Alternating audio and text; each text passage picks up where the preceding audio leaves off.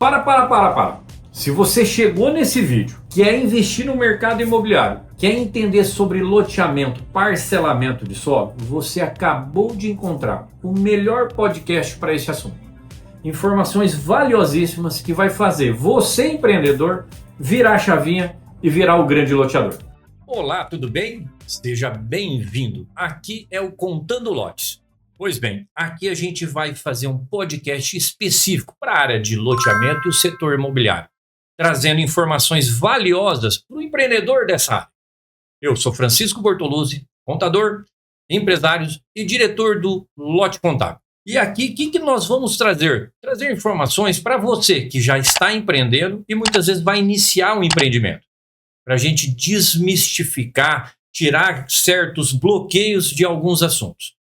Hoje a gente vai falar especificamente do contrato de parceria, aquilo que é necessário para colocar o terrenista e o loteador como o que está combinado colocar no papel. Mas eu, como contador, eu preciso de uma ajuda de um especialista. E por isso, o convite para o Dr. Rafael D.O. Ele é especialista na área imobiliária, formado em Direito, especialista em Direito Civil pela UEL, atua no Direito Negocial e Imobiliário e hoje aceitou o nosso convite para tirar certas dúvidas, para alertar de um assunto tão importante. Dr. Rafael, seja muito bem-vindo. Já agradeço antecipadamente o aceite do convite e vamos conversar com os empreendedores que estão nesse ramo aí e querem fazer o parcelamento do solo de forma correta. Seja bem-vindo, doutor.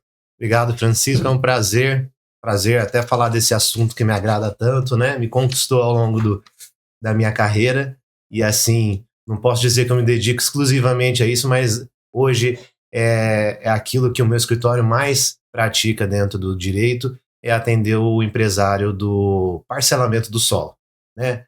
Desde o loteamento até a entrega do produto, né? É um prazer tocar nesse assunto e trazer esse assunto para todo mundo, tirar várias dúvidas aí e vamos ver o que a gente consegue tirar de legal dessa nossa conversa.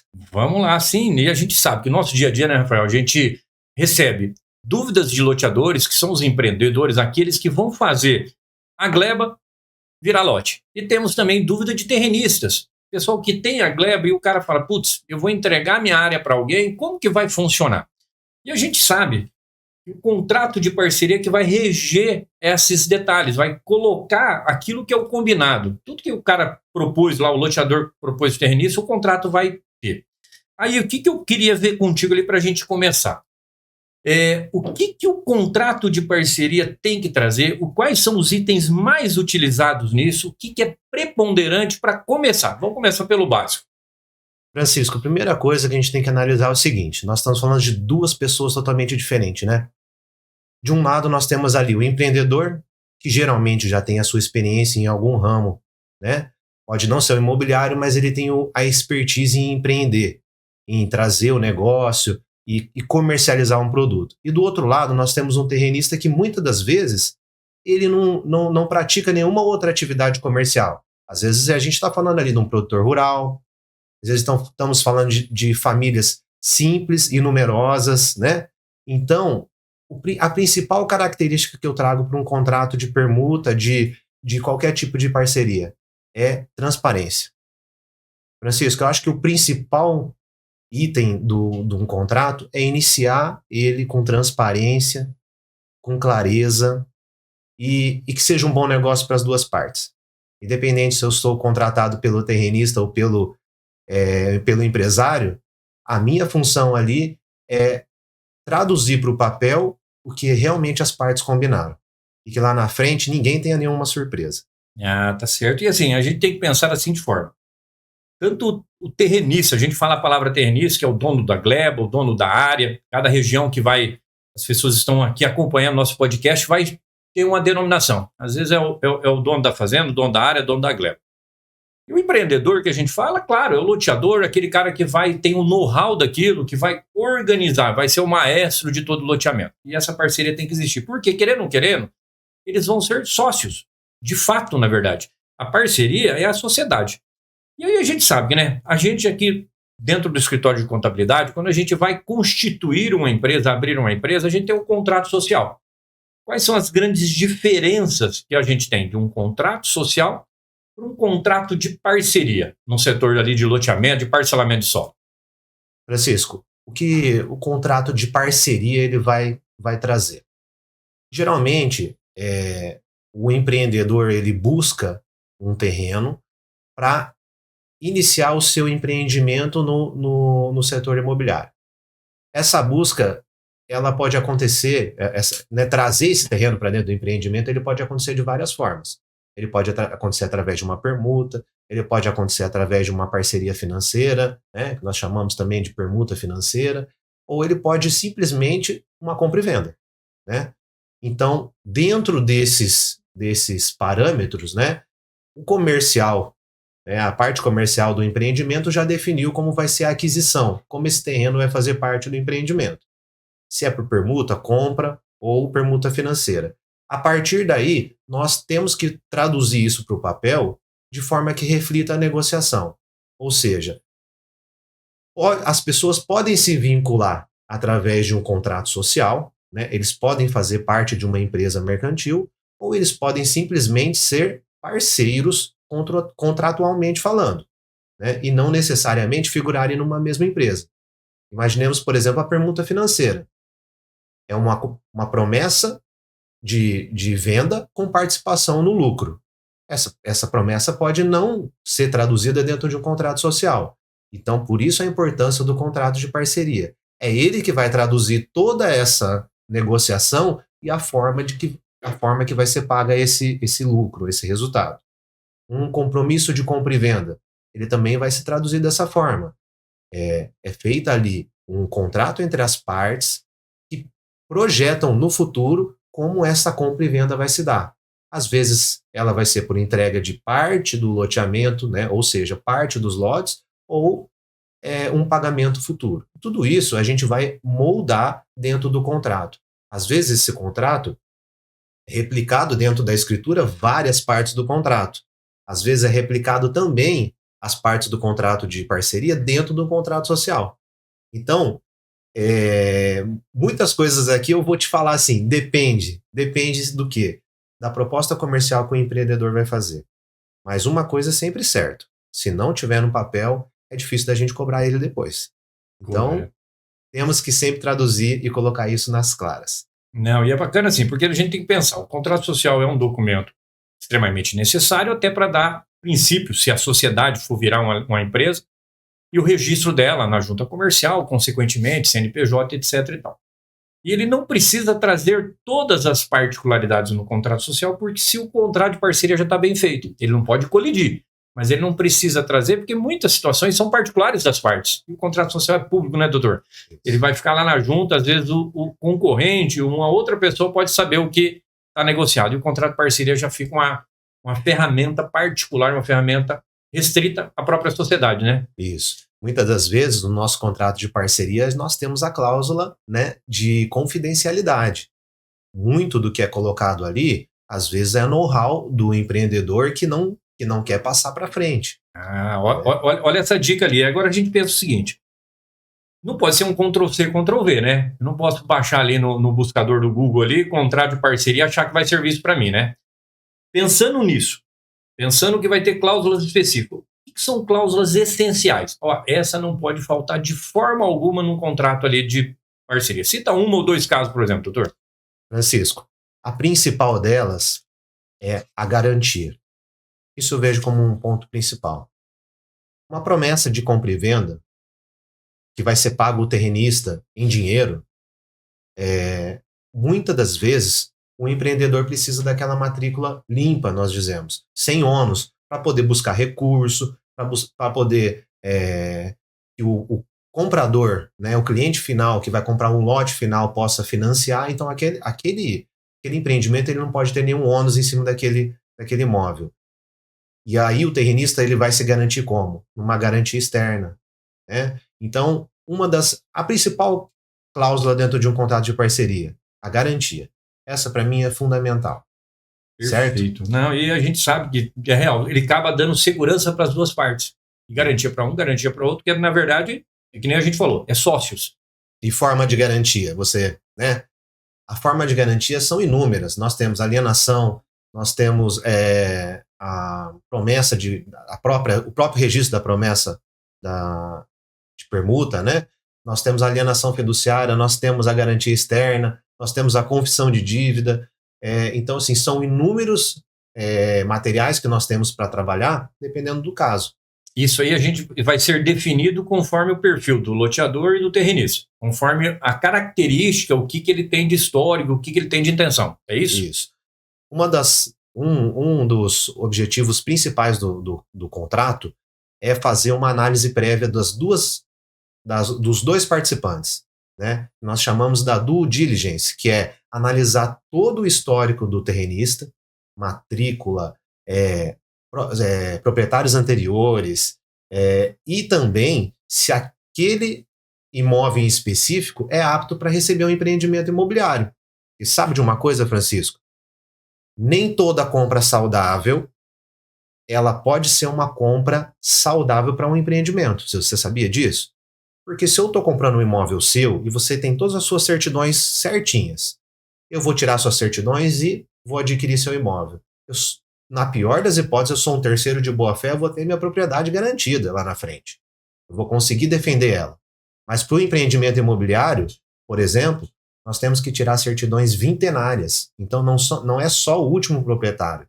Nós temos que analisar os últimos 20 anos de certidões de proprietários, de análise de resquícios ali de autuações ambientais. Então, vamos pensar assim. A área é possível fazer um loteamento. Muitas vezes na negociação está entrando por um valor até um pouco mais do mercado por ter essa possibilidade do loteamento. Eu falo por zoneamento. Mas se ela não tiver essas certidões, pelo que você usou ali, são de 20 anos, ela pode não ser aprovado o loteamento. Pode não ser aprovado. Cara, olha a importância disso. E um detalhe, isso vai frustrar a expectativa. Vai. A due diligência, eu acho que ela consegue, de uma forma mais rápida e objetiva, colocar é possível ou não é possível. Porque já pensou todo o processo rodando, a expectativa do empreendedor, a expectativa do terrenista e outros parceiros juntos ali, e o negócio chega lá na frente por falta de uma certidão, um bloqueio, não poder acontecer o empreendimento, né? Francisco, eu tenho clientes, né, que estão do ramo imobiliário e que estão constantemente prospectando novos empreendimentos. E nós somos contratados para fazer essa due diligência das áreas que são encontradas. Então, comercialmente, ele busca o parceiro. Quando ele encontra, ele já tem que fazer análise jurídica antes de qualquer coisa. Depois que nós damos o aval para ele, aí iniciam as tratativas comerciais. E aí a gente traduz as tratativas para o contrato de parcerias. Uma segurança enorme. E da sua experiência, dos casos ali que acontecem no dia a dia, qual que é uma armadilha que você viu que o contrato de parceria, ou ele foi omisso, ou ele colocou uma das partes ali numa pegadinha, que sem uma intenção, sem um dolo, mas aconteceu uma armadilha dentro de um contrato de parceria? Olha, uma coisa essencial para o contrato de parceria é estabelecer prazos e condições. O negócio tem que fluir para os dois. E se ele ficar parado, é prejuízo. Principalmente para o terrenista. Porque imagine só, se você fez uma parceria para receber o resultado no VGV, que seria o valor geral de vendas, se as vendas não se iniciam, você não recebe. E você está com o capital literalmente imobilizado. Parado, que você não vai fazer nada, já está compromissado ali, né? Isso, você não está nem produzindo. Vamos imaginar uma propriedade rural, uma gleba, você não está nem produzindo a sua atividade agropecuária ou qualquer outra atividade que produzia antes e nem recebendo a parceria que você tentou firmar. Então, se nesse contrato não prever condições e prazos bem claros, isso pode se tornar uma armadilha. Vou te dar 2 exemplos. Em Arapongas, eu tive 2 casos de 2 parcerias que foram firmadas assim com contratos muito, muito simplórios. E que o empreendedor, talvez por uma inexperiência ou até por uma certa malandragem, não fixou prazo algum, mas iniciou alguns trabalhos que tiveram reflexos tributários para o terrenista. Em um caso deles, foi deixado para trás um rastro de R$1.200.000 de IPTU, de uma gleba que ainda produzia atividade rural. Estava escrita lá no INCRA, mas um passo do empreendedor colocou um passivo ali para o terrenista. Olha o É. perigo. E aí, o empreendedor ele ficava postergando essa atividade, postergando e dando desculpa para o terrenista. E o terrenista foi acreditando e foi perdendo prazos. Porque você tem, né? Ainda que esse IPTU não seja devido, que possa ser questionado, você tem prazo. Você tem os prazos decadenciais e prescricionais. E ele perdeu algum desses prazos. E essas dívidas foram consolidadas. E alguém vai ter que arcar com esse prejuízo. Isso faz assim, né? Eu acho que todo mundo que entra nesse setor já deve ter ouvido situações dessas, e isso gera receios, gera certos medos. E a gente sabe que assim, a gente está falando de um produto com o VGV, o valor geral de vendas, um valor muito substancial. E a gente sabe que fica na cifra de milhões. Aqui na nossa região, vamos falar no empreendimento de 20, 25 milhões, mas a gente chega em áreas mais abrangentes, empreendimento de 100 milhões, 200 milhões. Quais são esses maiores medos? Vamos pensar das duas partes, tanto do empreendedor como do terrenista. Quando ele vai firmar esse contrato de parceria, o que eles relatam para ti de medos que você consegue ali no contrato traduzir e a segurança? Você já tinha falado da due diligência excelente, falou das garantias, e o que mais de medos faz a pessoa travar ali na hora de avançar nesse contrato? Primeiro é a desconfiança, né? É natural nossa do ser humano ter desconfiança um com o outro. A due diligência, ela vai te preparar para isso. Ela vai analisar tanto a possibilidade do empreendimento ser viável naquele terreno e a due diligência inversa também. O terrenista ele também tem que analisar o empreendedor. Se o empreendedor tem uma empresa ativa, uma empresa organizada, e se a empresa tem um patrimônio para responder por qualquer dano que venha a ser causado na negociação. Então, o maior medo hoje, Francisco, sem sombra de dúvidas, é a garantia do recebimento. Isso, se não for bem traduzido dentro do contrato de parceria, eu te digo que é a maior frustração que vai acontecer no negócio.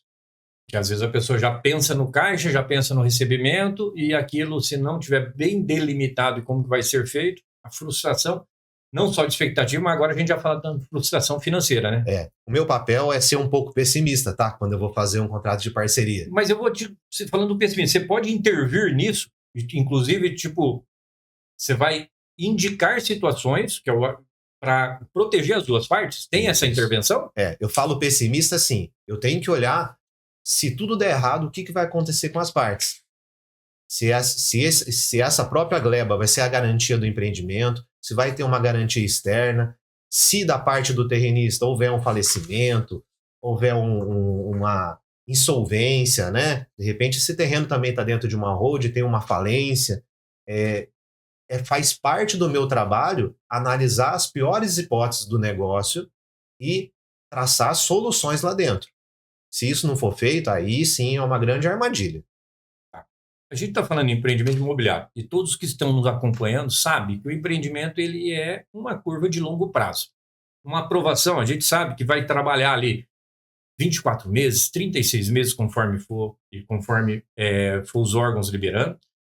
E o processo de vendas e recebimento é longo prazo. Ou seja, é uma sociedade que a gente vai estar falando de, comumente, e é normal a gente falar no mínimo 10, 15 anos uma sociedade. Sócios a gente quer se dê bem, porque se o sócio estiver bem, eu vou estar bem também. Você falou um termo ali do falecimento. Ninguém quer morrer, eu acho que não é o plano de ninguém, mas a gente está fazendo algo para 10 anos, 15 anos. Como proteger isso?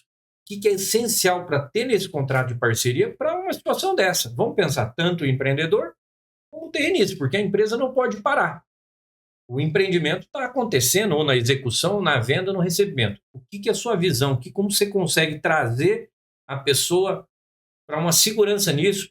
E é um assunto delicado, né? Você vai falar, cara, vamos colocar aqui se acontecer o falecimento de casa. Como que é a tua postura? O que você pode indicar para a gente nisso? Francisco, uma das coisas que eu gosto é de trabalhar com parceiros que complementam um ao outro. Um jurídico sem um contábil de referência, ele fica que nem uma cobra cega. E aí que entra o contrato de parceria, ele se complementa com os contratos sociais, por exemplo, uma criação de uma sociedade de propósito específico. Muitas das vezes é muito melhor fazer uma sociedade em que os parceiros estão linkados dentro dela para se proteger de algumas coisas. Porque dentro da sociedade nós conseguimos colocar ali como vai acontecer a sucessão hereditária. Uma grande vantagem de se montar uma holding, né? O pessoal está acostumado a falar da holding, ou a sociedade de propósito específico. E você, dentro dela, você já especifica como as partes vão ser substituídas em caso de insolvência ou de falecimento. Se deixar tudo ali no pessoa física, aí a gente tem que ter um trabalho muito maior se esse evento fatal acontecer. Aí entraria em inventários, pagamento de impostos. Muitas das vezes aí você é especialista no assunto, você pode até me dizer, antecipação de impostos, né? Com certeza, porque se acontecer do cara estiver fazendo um empreendimento lá na pessoa física e acontecer o falecimento, o fato gerador acontece no falecimento, você tem que antecipar todos os recebimentos. É algo que o empreendedor tem que ter esse cuidado. Não vai querer formalizar isso dentro de uma sociedade de propósito específico e ele vai tentar, vou falar, economizar. E falta de uma assessoria contábil ou jurídica que consegue guiar. Porque a gente sabe o seguinte, doutor, o que a gente percebe aqui quando a gente recebe o cliente? O cara é especialista naquela área. Ele tem uma visão comercial fenomenal. Ele consegue ver a gleba virar um bairro. Ele consegue já projetar isso na mente dele, sabe multiplicar inúmeras vezes aquele valor monetário que é uma gleba, que é o alqueire, virando metro quadrado. Só que nós, como contadores, e o doutor como advogado, a gente tem que direcionar ele para caminhos que ele não conhece. Porque a visão dele é uma, mas ele não entra nessa situação específica.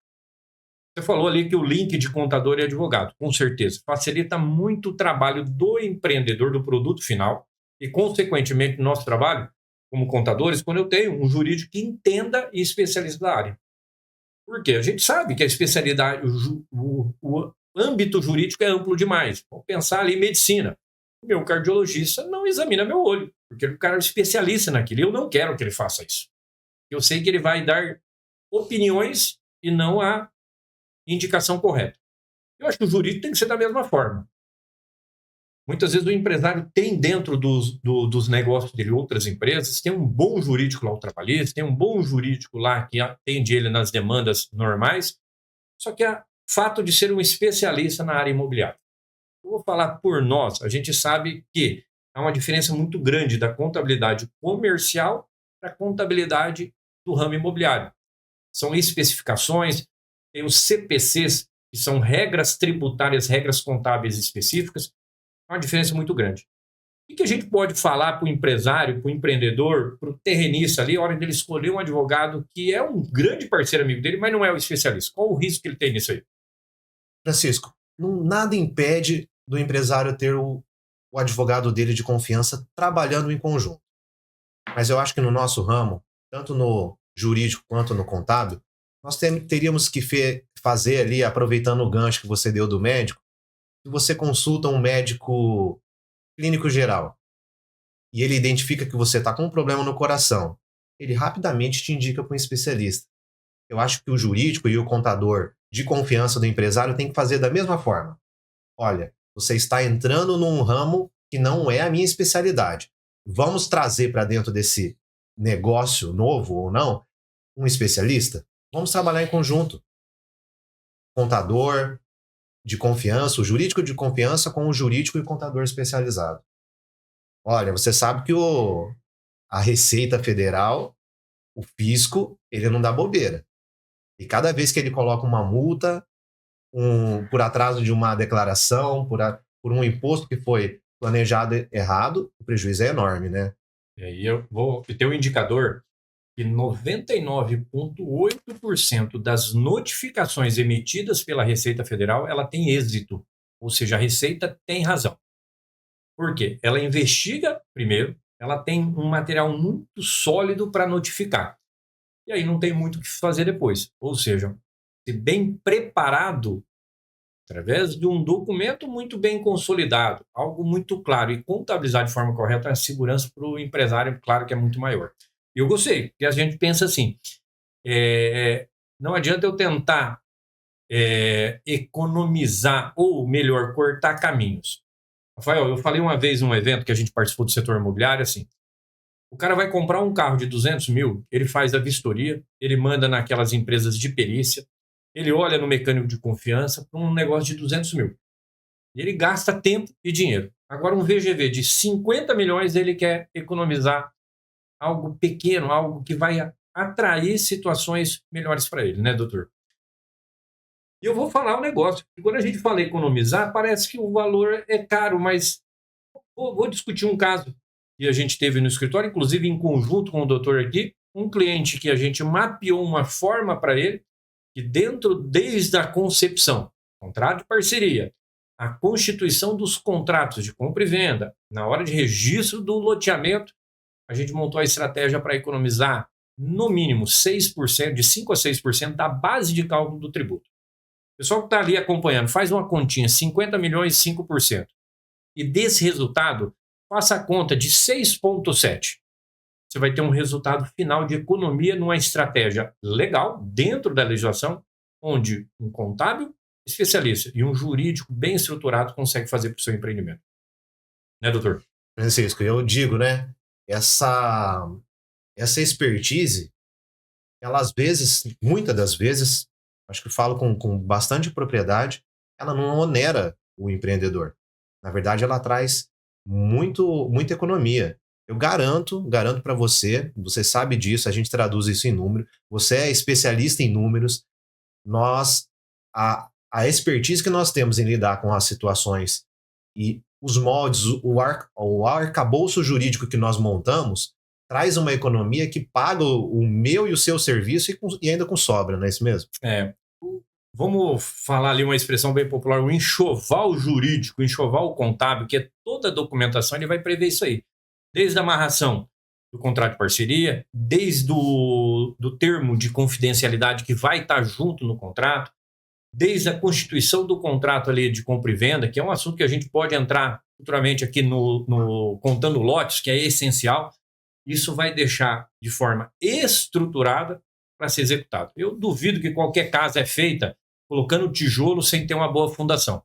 E essa estrutura que a gente vem trazendo de informações para quem nos segue, quem nos acompanha, é a mesma coisa de uma fundação de uma casa bem feita. A hora que você assentar o tijolo, você vai ter uma segurança que aquilo não vai ruir, não vai ficar frágil, né? Sabe o que eu acho importante dizer também, Francisco? Nós estamos aqui falando. A minha assessoria jurídica, ela vai envolver desde a aprovação do loteamento, desde o preparo, né? Nós estamos falando aqui desde a parceria, que é o nosso foco principal, que é o contrato de parceria, até a entrega final do empreendimento. Então, nós vamos estruturar juridicamente e contabilmente toda essa cadeia. Fazendo o planejamento junto com o terrenista, o parceiro, fazendo o planejamento tributário no momento da venda e fazendo esse acompanhamento da produção, ou seja, da comercialização do produto, até o resultado final. Mas tem aquele empresário que já está loteando, já loteou, já fez o contrato, já está comercializando. E as nossas soluções podem trazer benefícios para esses empresários também. Dá uma dica disso aí. Francisco, um advogado especialista no caso. Aqui em Londrina, por exemplo, nós temos o registro de imóveis aqui, do Dr. Alex Canziani. Eu fui o primeiro advogado que trouxe para o registro dele a alteração do contrato padrão.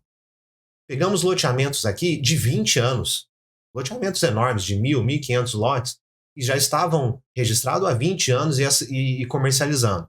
Nós sabemos que esses lotes eles têm um retorno, às vezes uma venda que se frustra, uma devolução, né, uma retomada por inadimplemento, e esses lotes eles são recorrentes, eles ficam ali na carteira do cliente. O que eu identifiquei?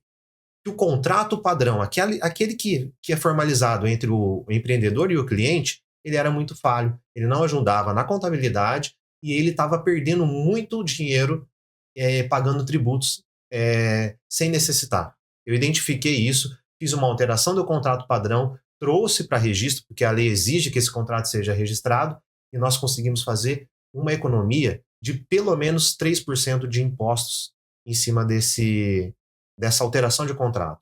Então veja a economia que você pode ter também, já tendo o seu empreendimento, já estando loteando, já estando comercializando e contratando um jurídico e uma assessoria contábil especializada. Ou seja, aquilo que já está acontecendo, é possível também mudar algumas rotas, certo? Claro que se do princípio começar bem estruturado, você não vai ter que refazer nada, você vai estar já estruturado sem a necessidade de refazer. Mas é possível, então, a gente corrigir rotas quando isso já não foi tão bem elaborado ou não tinha algumas previsões que a legislação hoje traz isso. Isso. Imagine que o empreendedor está no final da carteira. Está vendendo ali, falta 100 lotes, ou ele já está recebendo ali, faltando 30% de recebimento da carteira ali, ele já está sem dinheiro e ele quer iniciar um novo empreendimento. A economia tributária, nesse caso, aí é fundamental. Então, essas alterações que nós podemos fazer, a correção desses rumos aí, talvez é o fôlego que o empreendedor está precisando. Vamos trazer ali para quem está nos acompanhando, doutor, assim, ó. Quem está nos ouvindo, quem está nos acompanhando e pretende firmar um contrato de parceria, seja o terrenista, seja o loteador, quais são os principais cuidados que ele tem que ter desde o primeiro momento, desde o primeiro contato ali, da primeira negociação? O que você traz ali de fundamental ali? Eu trouxe aqui a transparência, né? Primeiro, a negociação tem que ser transparente, ela tem que ser boa para as duas partes e ela tem que ter garantia. Eu acho que assim, se nós conseguirmos identificar as dores dos dois lados, né? A motivação que as duas pessoas estão ali para fazer esse negócio, traduzi-las para o papel, eu acho que nós já temos um início perfeito. E dentro do contrato de parceria, o que nós precisamos colocar? Além das garantias, os prazos, as condições e a previsão daquilo que pode dar errado, de como vai ser solucionado, né? Nós falamos há pouco ali, falecimentos, falência, né? Inadimplemento das obrigações de ambas as partes pode acontecer. Se isso aí não tiver previsto, eu acho que nós teremos problemas enormes. Vira discussão que não precisa ter se tiver acordado anteriormente, né? Isso. Então, vamos lá. A gente sabe que não é um copia-cola, não é um Ctrl-C, Ctrl-V, mas cada contrato ele tem as suas particularidades. Qual é uma recomendação? O que você incluiria no contrato que comumente não é feito? Mas você fala, cara, isso é uma expertise que ao longo do tempo eu trago e como especialista da área, hoje eu coloco um diferencial para o cliente ali que tranquiliza as duas partes. Tem algo que dá para ser a cerejinha do bolo ali? Olha, depende muito da negociação, né? Mas vamos dizer assim, uma parceria no VGV. Talvez a inclusão desse terrenista junto com o empreendedor numa SPE pode trazer uma economia tributária. Ele pode ser equiparado ali a um incorporador, por exemplo, e se beneficiar de um RET, né? Que seria o regime especial tributário. Isso já traria ali uma economia gigantesca para ele em questões de impostos. Porque nós temos que pensar e até alertar o terrenista do seguinte: ele não simplesmente está fazendo uma venda e compra quando ele está fazendo uma parceria. Ele também vai pagar tributos em cima do que ele está recebendo. E esse planejamento tem que ser traduzido dentro do contrato de parceria, porque é esse contrato que vai reger esse negócio. Ele está participando de um negócio. Se ele não se precaver e fazer esse planejamento tributário de como ele vai se encaixar ali, ele vai pagar impostos desnecessários. De repente, ele vai ficar com alíquotas que chegam a 22,5%, sendo que ele pode pagar 4%. Nós sabemos disso, né? Com certeza. E a gente pode pensar assim, se ele pagar sobre... Ele terreniza mesmo, ele estiver dentro do negócio. E ele pagou sobre o imposto sobre o resultado, sobre a venda ou recebimento. Seja, vamos exemplificar, lucro presumido, 5,93 mais adicional. Seja no RET, que você bem alertou, que vai para 4%. A economia tributária é muito grande. E o resultado disso, o lucro do empreendedor final, não o imposto sobre a venda. O resultado final, hoje a legislação traz como isento na distribuição de lucro. Então, a estruturação ela é importante, entender o que é o objetivo final das duas partes, né, doutor? E eu falo para ti assim, ó, o que não fazer, o que não atropelar num contrato ali? A hora que você está, aquilo que você já pegou, você comentou um caso que não tinha estabelecido prazo, o que mais você pode compartilhar? Não é o recomendado de trazer num contrato de parceria, para não deixar isso sob um possível questionamento de forma obscura. Francisco, vou dar um exemplo claro. Eu tive um caso em que a parceria foi firmada, as certidões estavam todas muito bem preparadas, as duas partes estavam comercialmente todas acertadas e fizeram um contrato. Não participei dessa negociação inicial, nós intervimos depois, e ela foi concretizada de forma irrevogável e irretratável. O empreendedor ele teve uma surpresa. Quando ele foi se instalar e pedir as licenças de aprovação do loteamento, foi detectado uma granja, né, enorme, perto, ele ainda, talvez passou despercebido, ele não era da cidade, e aí houve uma imposição de respeitar um raio de 1.500 metros.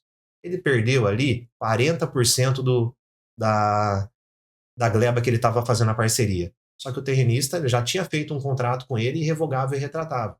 Então, assim, as condicionantes que nós colocamos nos contratos de parceria vão condicionar que o negócio se concretize desde que outros fatores sejam atingidos. Por exemplo, as licenças sejam obtidas. Porque sem licença, o empreendedor não vai conseguir implantar empreendimento. Se ele não conseguir implantar empreendimento, ele não vai conseguir pagar o terrenista. E daí a gente tem um grande entrave. Se esse contrato foi celebrado de forma irretratável e irrevogável, o terrenista vai querer cobrar o empreendedor, e o empreendedor vai ficar com um elefante branco na mão. Não vai poder implantar o que ele gostaria, da forma que ele gostaria e obter o lucro que ele gostaria. Eu acho que as condicionantes, elas têm que ser muito bem planejadas e eu acho que é o segredo do contrato. Às vezes a viabilidade com 40% a menos de lote, talvez não foi um bom negócio para nenhuma das partes. Coloco também, nós estamos falando aqui muito de loteamento, né? Mas imagine um prédio, né? A percolação, a sondagem do solo é algo muito importante. Às vezes você tem toda a diretriz ali na sua mão, mas na hora que você vai furar, né, fazer a sondagem do solo ali, você encontra uma dificuldade, né? Uma rocha ou um terreno instável, e isso aumenta a despesa do empreendedor. Então, ele vai ter que gastar mais com fundação. Aí talvez o que ele está pagando no terreno já não vai custear o empreendimento. Então são condicionantes que você tem que colocar no contrato e que para o terrenista vai ficar muito, muito bem claro. Ele vai ter ciência de que tudo vai dar certo se forem obtidas todas as licenças e se o local estiver próprio para instalar o empreendimento. E do empreendedor, ele vai ter a confiança de que ele está fazendo um negócio seguro e que ele está investindo o valor certo no terreno para obter o lucro desejado. Em vários aspectos a gente abordou sempre um planejamento antecipado da execução para você ter poder de ação e não só de reação, né? Contrato de parceria, falando em contabilidade, o que a gente vê que acontece muito? Quando isso não é consultado um contador para trabalhar junto. Muitas vezes são determinados como que vai ser a parceria e ninguém se preocupou como que esse imóvel estava lá na declaração do terrenista. Na hora da transição, muitas vezes vamos pensar que é uma parceria que os dois vão entrar na SPE. Vamos colocar esse imóvel dentro da SPE. Há um ganho de capital enorme na pessoa física do terrenista, porque às vezes o custo histórico dele está defasado. E o contrato não tem essa previsão. De quem que é o custo? Aí fica a discussão. Para que você tenha isso bem estruturado, a parceria já prevê. Olha, vamos usar essa forma para trazer esse imóvel para dentro, para não onerar o terrenista. E eu ressalto, o terrenista é o teu sócio. Ele vai ser um cara que ele vai caminhar contigo por 10 anos. Então tem que ter esse cuidado de querer preservar ele. Para quê? Para o negócio perpetuar. E ele vai ser o seu case de sucesso para o seu próximo empreendimento. Então a gente vê que uma boa concepção de empreendimento, eu falo na parte, quando já se sai da viabilidade, ou é permitido, vai dar bacana, a visão é legal, o mercado abrange, mas a documentação e a visão técnica, contábil, jurídica, essencial. Pois é, são muitos detalhes. Eu acho que o contrato tem que ser observado que ele não pode ser um copia-cola, igual a gente repetiu algumas vezes aqui. Tem que entender realmente os anseios das duas partes para tratar isso de forma muito técnica. Eu fico assim lisonjeado de trazer o Dr. Rafael para a gente trocar essa ideia dentro do Contando Lotes, para a gente trazer informações relevantes. Muito bom, conseguimos conversar e trazer clareza, trazer informações relevantes disso. Dr. Rafael, meu muito obrigado, um agradecimento enorme.